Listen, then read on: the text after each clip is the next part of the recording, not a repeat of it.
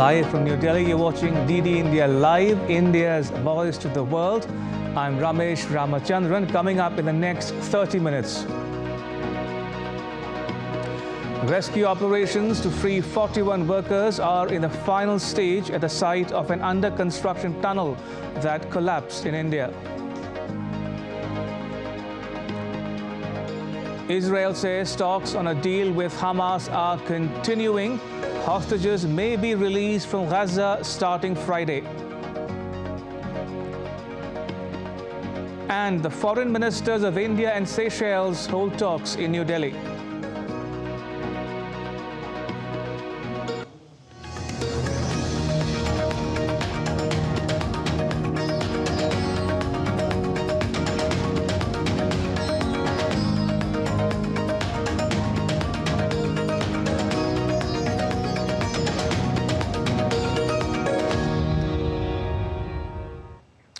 Israeli officials have said that there would be no release of hostages held by the Hamas before Friday.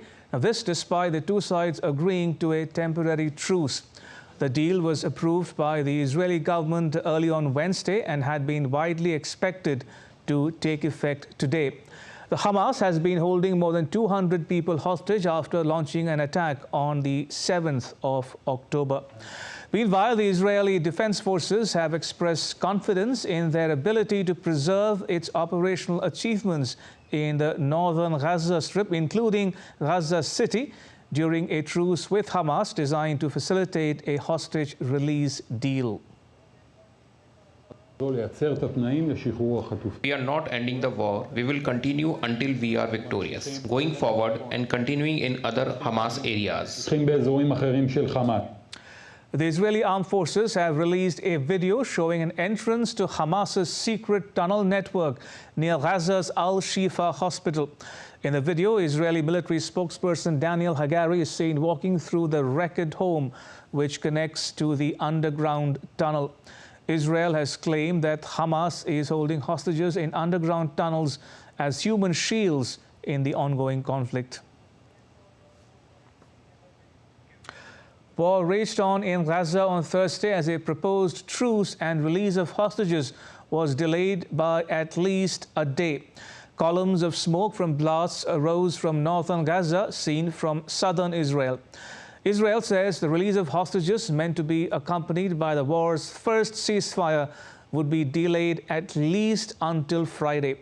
The Israeli military says it had launched 300 airstrikes in the past day alone and sounded sirens warning of cross-border rocket launches by the Palestinian armed groups. Palestinian media reported Israeli strikes in the northern areas as well as in the southern city of Khan Yunis, where Israel has told residents of the north to seek shelter.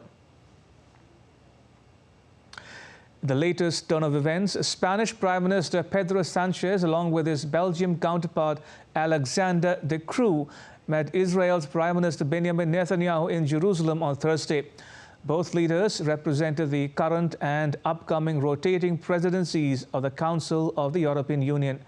The leaders are also set to meet with Israel's President Isaac Herzog and Palestinian Authority President Mahmoud Abbas.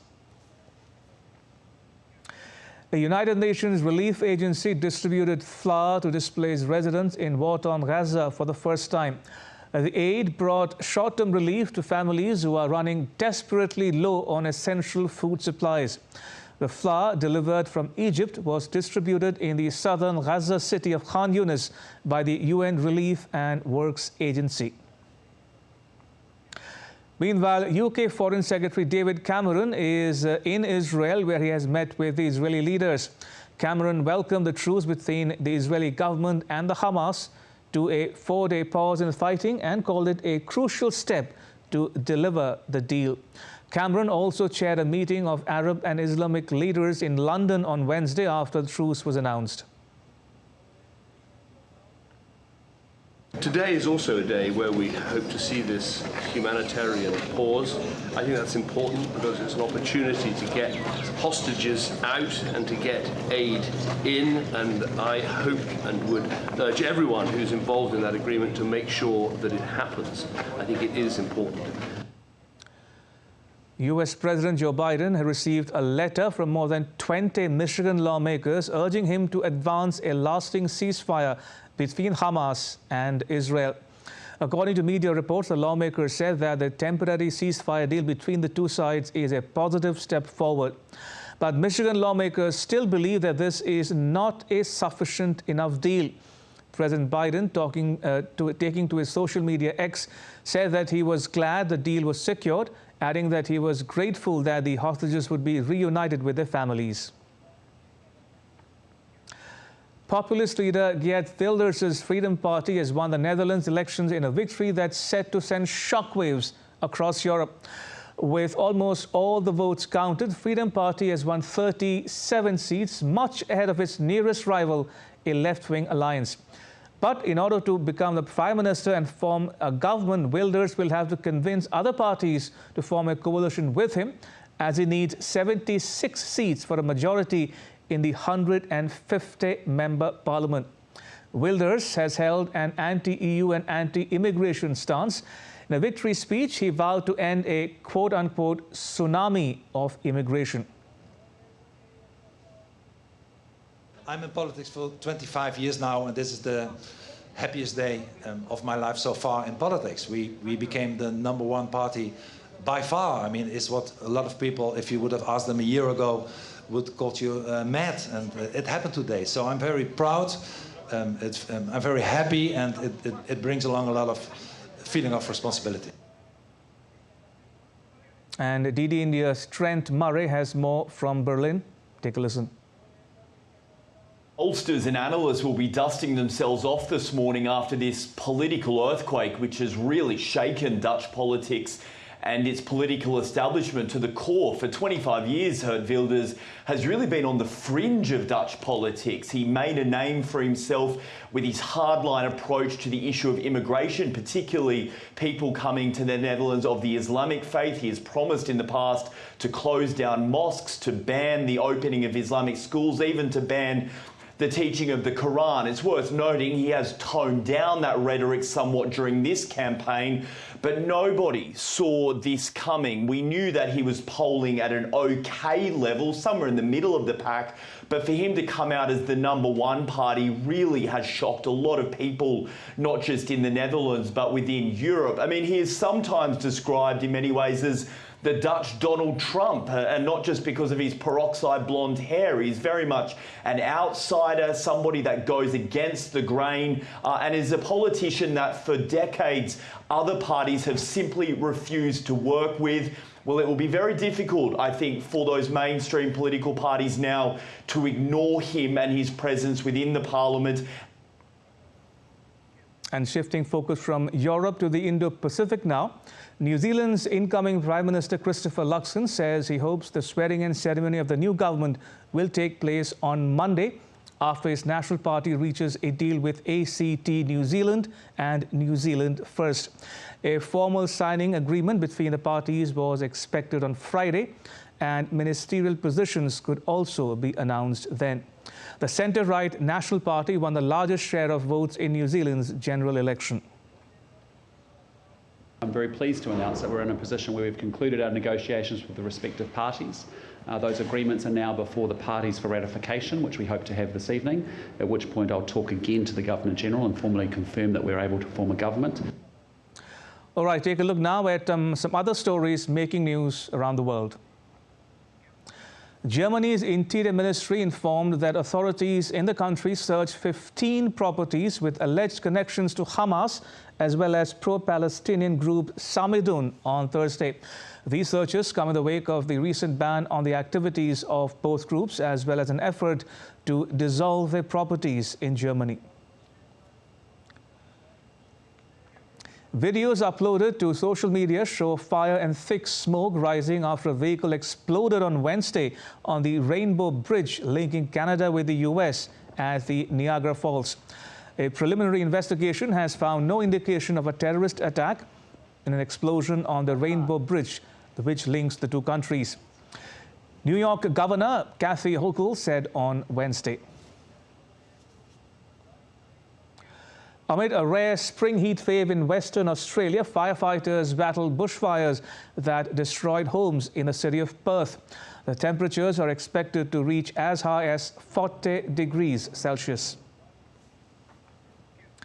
According to the United Nations, about 14.5 million people in Yemen have no access to safe drinking water because of a relentless drought.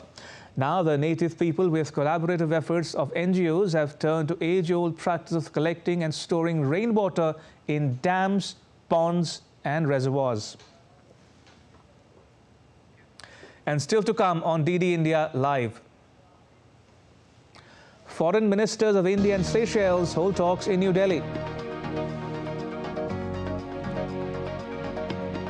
North Korea releases a video of its spy satellite launch. And WHO asks China for more information on a surge in respiratory illnesses among children.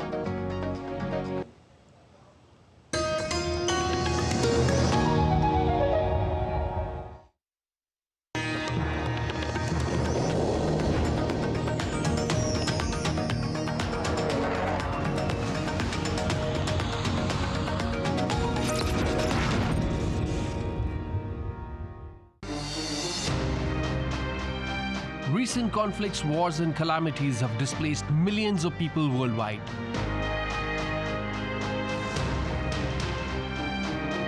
Will this migrant situation lead to a global socio-economic crisis? Watch Connecting the Dots at these times only on DD India.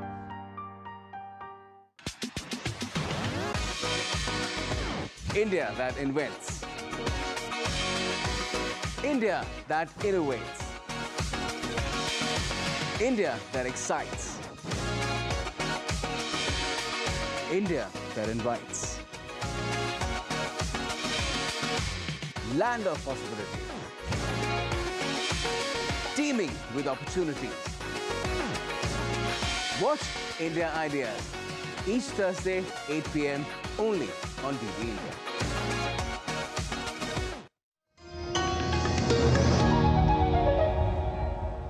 You're watching DD India Live. I'm Ramesh Ramachandran.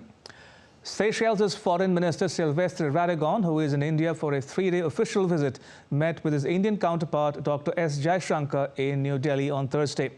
On day 2 of the visit, the two leaders held wide-ranging conversations on bilateral relations and also exchanged views on regional concerns. After the meeting, Indian Foreign Minister announced an exchange of MOUs on Indian grant assistance for implementation of small development projects and cooperation in the field of youth and sports. India's Minister for Communications, Electronics and Information Technology, Ashwini Vaishnav, on Thursday chaired a meeting with social media platforms and other stakeholders on the issue of deep fakes. He said new regulations will be brought with a focus on 4 aspects: detection, prevention, reporting mechanism and awareness. We agree that we will start drafting the regulation today. Government will bring regulation for detection, prevention, strengthening the reporting mechanism and creating awareness, and using technologies for deep fakes and AI generated content which can be harmful for the society. When we do the regulation, when we draft the regulation, we'll also be looking at the penalty both on the person who has uploaded or created as well as the platform. After more than a week's endeavour to reach the 41 workers trapped in a collapsed tunnel in India's northern city of Uttarkashi, the rescue and relief operations have entered their last stage. After rescuers managed to place broad pipes up to a depth of 45 meters through the debris via horizontal drilling. Further drilling, we are told, is underway. Police has prepared a green corridor for the effective rescue. 41 ambulances are also on standby to take the workers to a makeshift hospital. And 44 pipes have been inserted after horizontal drilling so far. During a press conference, Lieutenant General Syed Atta Hasnain, retired, said 5-directional approach is being taken up, and the good news is that the workers are safe and they are in a 2-kilometer-long stretch inside the tunnel. अच्छी खबरें तो ये हैं कि worker जो अंदर हैं राजी खुशी हैं, परसेप्शन भी बदला है देश के अंदर कि उनके पास ये कोई कोठरी में नहीं घुसे हैं, कोई माइन के अंदर नहीं घुसे हैं, वो वहां पर एक 2 किलोमीटर का टनल का इलाका है जिसके अंदर वो हैं। ऑक्सीजन की कोई कमी नहीं है, लाइट की कमी नहीं है, खाना पीना क्योंकि 6 इंच की पाइपलाइन वहां बन चुकी थी परसों, तो खाना पीना काफी तादाद में अंदर चला गया है, यहां तक कि कपड़े भी चले गए हैं, दवाएं काफी तादाद के अंदर वहां अंदर पहुंच गई हैं, पानी की कोई कमी नहीं है।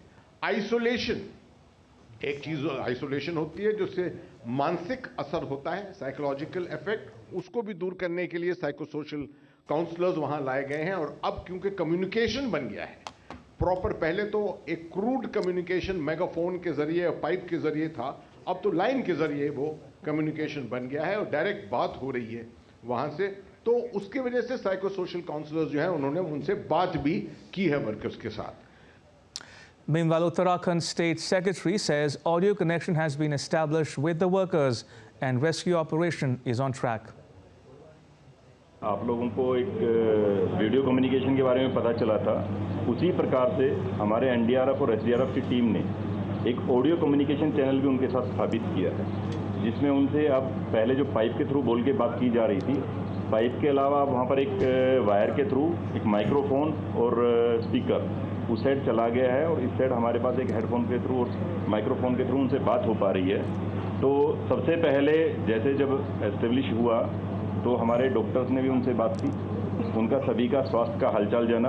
अभी उनके लिए जैसे जो एक मेंटल हेल्थ का भी एस्पेक्ट होता है, उसके लिए जो हमारे एक्सपर्ट हैं उन्होंने भी बात की है, तो उनका काफ़ी अच्छे वो मोटिवेटेड हैं, काफ़ी इस समय अपने इस रेस्क्यू अभियान के बारे में जानकर उनमें थोड़ा उत्साह भी बना है जब से पाइप डाला है। In more international news, North Korea has claimed to have successfully launched its first spy satellite. Now, this was North Korea's third such launch after 2 failed attempts. The satellite launch follows North Korean leader Kim Jong-un's visit to Russia in September, during which President Vladimir Putin of Russia promised to help Pyongyang build satellites. Earlier, North Korea says it will deploy stronger armed forces and new weapons on its border with the South. The move comes a day after Seoul suspended a part of a 2018 military accord between the two nations, when North Korea announced that it put its first spy satellite in orbit. The suspended part of the deal was designed to de-escalate tensions along their shared border. The Collective Security Treaty Organization summit has kicked off in Belarusian capital Minsk on Thursday. Leaders of the CSTO nations, including Russian President Vladimir Putin, attended the summit.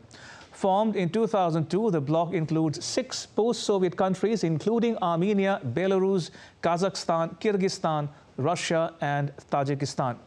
Meanwhile, Armenia's Prime Minister Nikol Pashinyan has skipped the summit.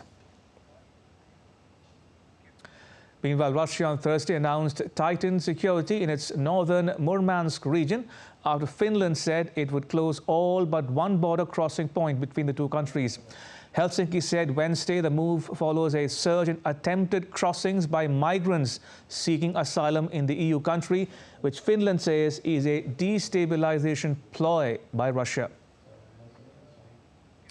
And staying in Europe, the UK has proposed amendments to its data protection bill. The proposed amendments include allowing regular checks on benefit claimants' bank accounts to help identity fraud. It also allows a requirement on social media companies to keep relevant personal data of children's accounts for judicial use in cases of suicide. To South America now, Mexico has deployed its army to the Sinaloa state over fears of gang violence after the National Guard arrested the alleged security head of the Sinaloa drug cartel. According to U.S. anti-narcotics agents, El Nini is one of the most ruthless Mexican cartel figures. He was detained in Sinaloa and was later taken to Mexico City. The World Health Organization is asking China for more information on reports of clusters of pneumonia in children and a general rise in respiratory diseases. The Chinese officials recently said such illnesses were at their highest level in 3 years. Andrew Wood reports from Hong Kong.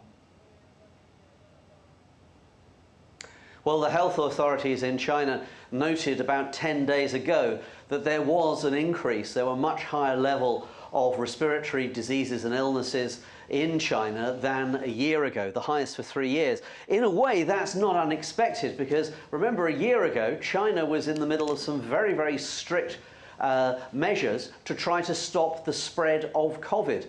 And if you stop the spread of COVID, you also stop the spread of other diseases like flu and so on. Nevertheless, there have been other reports from an organisation known as ProMed of what they consider could be undiagnosed pneumonia, especially amongst children. Now, it's unclear that the WHO's request, whether this is about the general rise in respiratory illnesses or whether it's more specifically about this apparent spike or cluster amongst children. We still don't know. This is one of the reasons, after all, why the WHO is asking for information. Now, the authorities in Beijing have said that this is just a routine request of information from the WHO. But do remember, think back to 3 years ago when we were having the, just before COVID-19 emerged, was that cluster of cases emerged in China. And there were a lot of complaints and criticisms of the WHO and China as well for not being very transparent in the way that information was collected and disseminated, or for that matter was not disseminated. And so there's been a lot of scrutiny of both China and the WHO since then. And remember, this is quite controversial. Remember, a couple of years ago, Australia called for an independent investigation into the origins of COVID, an independent international investigation. And China didn't like that at all, and it put sanctions and tariffs on many Australian products as a result. In Hong Kong, I'm Andrew Wood, reporting for DD India. Clashes erupted between two groups of protesters in Nepal's Kathmandu Valley in the Balku and Tinkun areas of the city on Thursday. Politically charged demonstrators advocating for nationalism and protest against corruption reflects the political tension between two prominent figures of the country. Demonstrators from both groups pelted stones at each other in the Balku area, after which police fired tear gas canisters and used water cannons to disperse the crowds. The UN Refugee Agency has expressed serious concern over plans in Pakistan to round up and expel undocumented refugees on Wednesday, including many from neighboring Afghanistan. UNHCR regional spokesperson Babar Baloch said the organization urges Pakistan to halt the deportation of thousands of Afghan refugees because of cold winter weather, worsening an already severe humanitarian situation. Pakistan last month announced it would expel more than 1 million undocumented refugees. The UN Refugee Agency is raising serious concerns over Pakistan's announcement for all undocumented foreigners to leave, because this order has adversely affected Afghan citizens who are in Pakistan, and including those who are registered refugees and all others who have valid documents. UNHCR is calling upon the government of Pakistan to halt these mass number of returns during this harsh season of winter, because the cold in Afghanistan is really deadly and it can take lives. The US is celebrating the annual Thanksgiving holiday with millions of people traveling to visit family and friends. But with record numbers traveling and extreme storms predicted in some parts of the country, it could be a stressful day ahead for many. DD India's Nick Harper has more from Washington, D.C. The annual US holiday is a time to give thanks, to tot up all the things you're grateful for.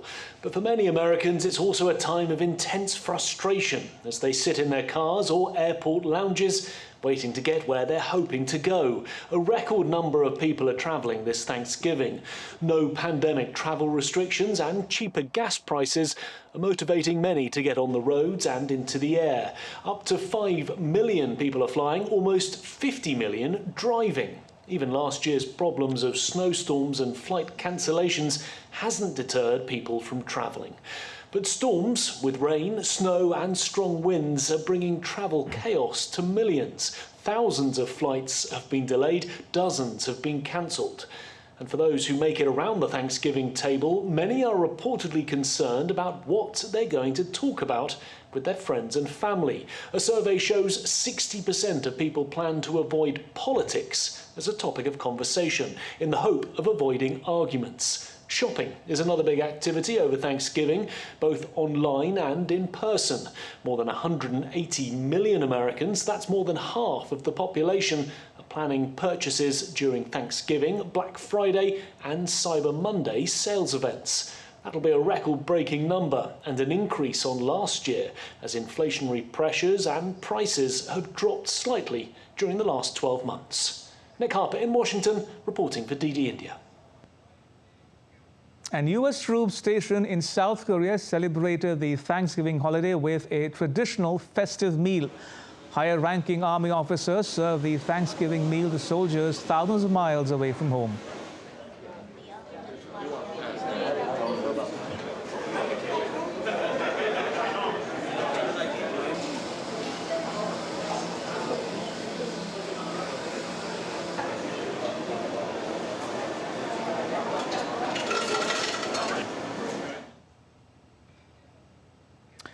This year's Tan Song Thai Balloon Festival is being held from 21st to 27 November on the 9th day of the new moon in southern Shan State in Thailand. The opening ceremony at the Avaya Balloon Festival ground was a sight to behold. All the ethnic groups living in the state came together. Music and dance filled the atmosphere when the bands performed at the air balloon field, while different balloon competitions were held. The sky dazzled as fireworks were set off. Also, local singers from a modern music band performed as guests. And that's all for this edition of DD India Live. Let us know your thoughts on the news of the day. You can connect with us on Facebook, X and Instagram. You can also check out our website, ddindia.co.in. We'll be back with more news as it breaks here on DD India. I am Ramesh Ramachandran from all of us here in New Delhi. Thanks for watching DD India Live.